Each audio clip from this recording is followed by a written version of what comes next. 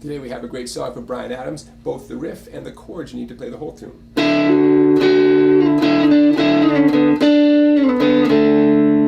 Alright, here it comes. What I love about this riff is the open fourth string that drones along with the melody notes. So you'll be strumming two strings at the same time with your pick, okay? Now I'm going to play this for you with no sliding or hammer-ons first, just to get you oriented.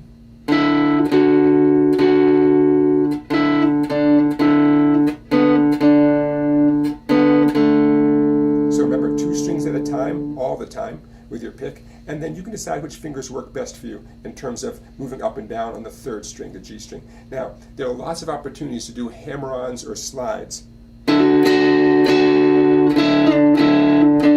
Okay, moving around with either a hammer-on or sliding. So many opportunities, so I encourage you to investigate that, explore that, have fun with that.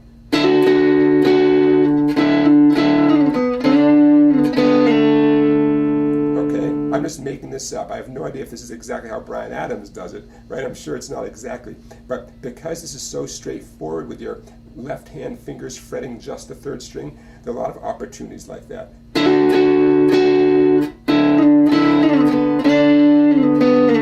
In fact, you could probably play this whole thing with your first finger. And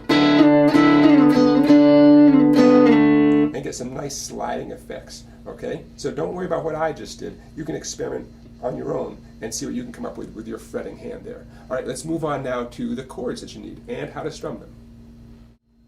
Now, this song is built on a traditional D major chord, a four-finger G chord, and a modified C called a C add 9. We'll get back to those chords in a second. You'll also need A and B minor. You could do B minor as a full bar chord, but nothing wrong with doing it just in the four treble strings. Okay, now back to the D, G, and C. I made a whole video on D, C, and G, and in the description below I have a link to it. I call it the D, C, G trick, and this song is a perfect example. The D is the only chord that is going to be extremely familiar to you, one that you've probably always done with this particular fingering. The four-finger G might be new to you. Notice my third finger is in the same place for the D and the four-finger G, and it will even stay there for this modified C chord called the C add 9. So, ring finger, second string, third fret the whole time. D, driving home this evening, G. Could have sworn we had it all worked out, okay? The third finger is going to stay there the whole time. We'll talk about the strumming in a second, but I want you to focus on your fretting hand. D, four-finger G, that's my name for it. There's no other fancier name for it, it's just a G chord. And then when it's time to change from the four-finger G to this C add 9, look at this, my first two fingers just drop down, okay? Also, when I do this modified chord, C add 9, I'll no longer strum the sixth string, so just avoid the sixth string. All right, so after you watch this video, look at the link in the description and watch my whole video on D, C, and G, all the songs that use this D, C, G trick and versions of this D, C, G trick. It's amazing. So when I found out that Bryan Adams used it for Cuts Like a Knife, I was extremely happy. Okay, the A chord probably will be no problem for you. B minor, no big deal. First finger, first string, second fret. Second finger, third fret, second string. This is important. Have your third finger reach way over here. Fourth string, fourth fret, and your little pinky, third string, fourth fret. There's the nice conventional way of playing B minor. Okay, so if you're not accustomed to this D, G, C combination, practice it a bunch of times outside of this song. Okay? And keep in mind, the one thing that's constant for those three chords, third finger stays there, second string, third fret, the whole time. You know, the whole time it's always going to be there. You're going to end up with a nice line on that finger. Okay, now let's get into how you're going to strum this tune. Now here's a great rhythm guitar pattern that's going to fit the song very well, okay? In a minute we'll talk about something more authentic to the song, but trust me, this is going to sound great. The strum pattern is this. Down, down, up, up, down. Now if you're already totally familiar with that pattern, guess what? You're all set. But if you haven't done this pattern before, now's a great time to start. Down, down, up, down. And you do that same pattern that you just did on the D right there. You do it on the G, but watch this. Down, down, up,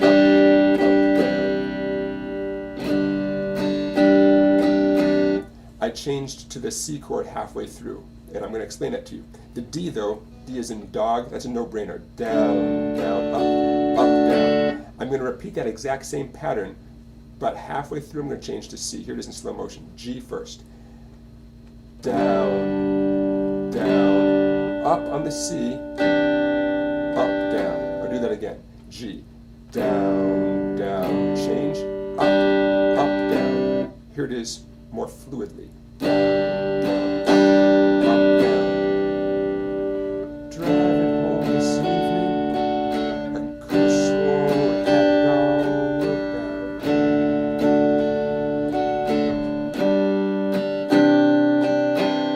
So repetitive right hand strumming, left hand chord changing might be a little bit of a challenge. Take it slowly. You can practice the strum on the D just to get your right hand going. Down, down, up, down, down, down, up, down. Just to really get that in your muscle memory. Then slow it way down. I can't emphasize this enough. The slower you practice it, the sooner you'll master it. G going to C, that's easy. Look how easy that is. My first two fingers, 5th and 6th strings. First two fingers, 4th and 5th strings. That's not the hard part. The hard part is coordinating, right? 2 downs on the G, down, down, up on the C, up, down, down, down, up, down, G, G, C, C, C. Okay? Now if that's easy for you, awesome. But for a lot of you, it might take a little bit of practice. It's worth it, trust me. So that's the strum pattern for the verse and the chorus. The change is what I'm going to call here the pre-chorus, the A, B minor part. A chord, same pattern, down, down, up, down. That's the I took it all for granted part. Took it all for granted. B minor, how was I to know? How was I to know? Now here's where it gets a little bit tricky again. C to G. Sorry, C to, yeah, that's right, C to G. The you'd be letting go. Down, down, up, down. C is like this. Down, down, up, down on G. And don't worry, I'll talk you through this. It's the same pattern for the right hand. It's just the very last stroke changes to G. Slow motion, C. Down, down, up, G. Okay, down, down, up, down. Down, down, up, down. So a little bit of a twist, no big deal, you can do that. The good news is the right hand hasn't changed at all.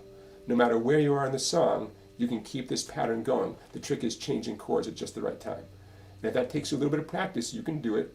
Just remember, the slower you practice it, the sooner you'll master it. And I mean super slow. Sometimes people don't understand what a teacher means when they say play it slowly. I mean like down, down, up,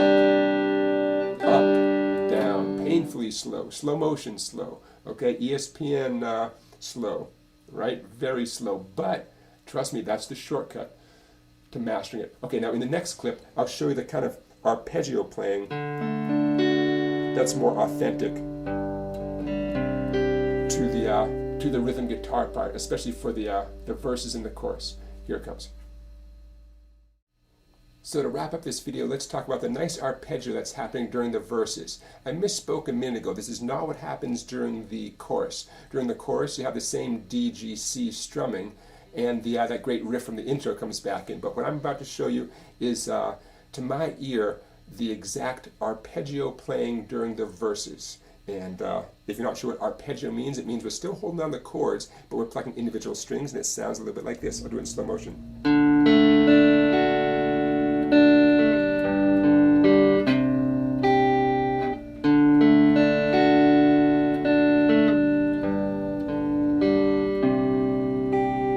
Nice individual notes. Now, of course, the tab is on the screen there in front of you. What I want to remind you is your fretting hand is still playing the same D major, traditional D major, 4-finger G, and the modified C chord known as C add 9. Don't forget to check out the link below in the description for my big video on all the DCG stuff. And what we're really talking about now is a different type of picking, arpeggio picking. So, slow motion, the D. just did 3 downstrokes and 1 upstroke. I know this feels good to me. And then 2 more upstrokes. So technically I did 3 downs and then 3 ups. Change to my G, all downstrokes, and my C. 1 little upstroke at the end. Slowly from the beginning.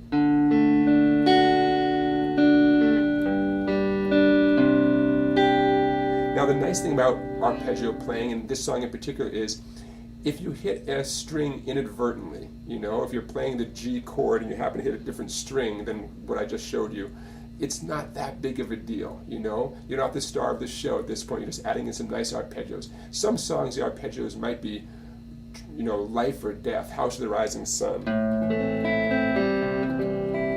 I mean, those arpeggios are famous, right?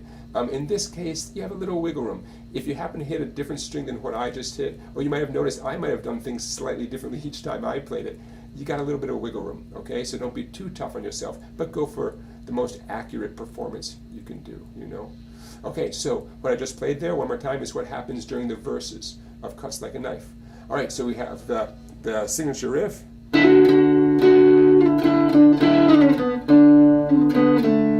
We have the strumming. The down, down, up. We have the chords that you need, D, 4-finger G, modified C, the C add 9 chord. You have A and B minor, and now you have a little arpeggio pattern. So there you go. Don't forget to click on the link below for my video called the DCG trick, and thanks for watching, everybody. We'll see you next time.